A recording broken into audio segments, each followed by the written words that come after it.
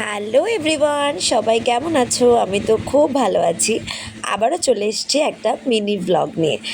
দিনটা ছিল জামাই ষষ্ঠী, আর আমাদের নেমন্তন্ন ছিল মধ্যমগ্রামের বাড়িতে, দাদুদের বাড়িতে। তো এই যে বেরিয়ে পড়েছি, মা সকাল সকাল চলে গিয়েছিল, আর আমি, প্রিয়াঙ্কা, আমার ভাই, আমরা তিনজন বেরিয়ে পড়েছিলাম একটু বেলা করে। আর এত রোদ পড়েছিল, তাই নিয়ে নিয়েছিলাম একটু আখের রস।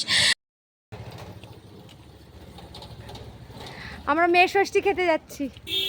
আমাদের মেয়ে ষষ্ঠীর নেমন্তন্ন, উইদাউট জামাই, অনলি মেয়ে।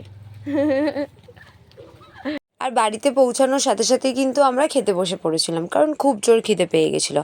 আর আমাদের গাছ থেকে কেটে নেওয়া হয়েছিল কলা পাতা।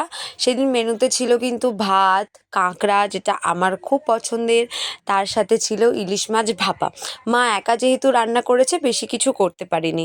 আর তার সাথে ছিল হচ্ছে চুনো মাছের টক। ইলিশ মাছটা কিন্তু খুব ভালো হয়েছিল। এই যে চুনো মাছের টক, দই, মিষ্টি।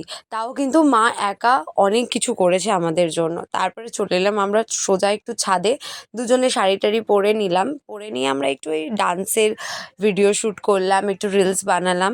আর এই যে আমার এত সুন্দর নেক পিসটা দেখতে পাচ্ছ, ক্লে দিয়ে যেটা করা, সেটা কিন্তু নিয়ে নিয়েছিলাম বর্ণালীর থেকে। বর্ণালীর কাজ এর আগেও আমি তোমাদের সাথে শেয়ার করেছি, আবারও শেয়ার করছি। এই দুটো কানের আর এই ব্ল্যাক কালারের যে হারটা আমি পরে আছি, এইটাও আমি নিয়ে নিয়েছিলাম বর্ণালীর থেকে। বর্ণালী কিন্তু ভীষণ কম প্রাইসে এইগুলো আমাকে দিয়েছে। আর ওই যে ইয়েলো কালারের পাখির হারটা দেখলে, ওটা কিন্তু গিফটে ছিল। আমি বর্ণালীর নাম্বারটা তোমাদেরকে স্ক্রিনে দিয়ে দেবো, তোমরা কিন্তু ওর সাথে কন্ট্যাক্ট করে নিও যদি ওর জিনিস ভালো লাগে। আর তারপরে সবাই মিলে বেরিয়ে পড়ে বাস ধরে নিলাম। এবার বাড়ি ফেরার পালা। এখানেই ভিডিওটা শেষ করছি। সকলে ভালো থেকো, সুস্থ থেকো। দেখা হচ্ছে নেক্সট ব্লগে।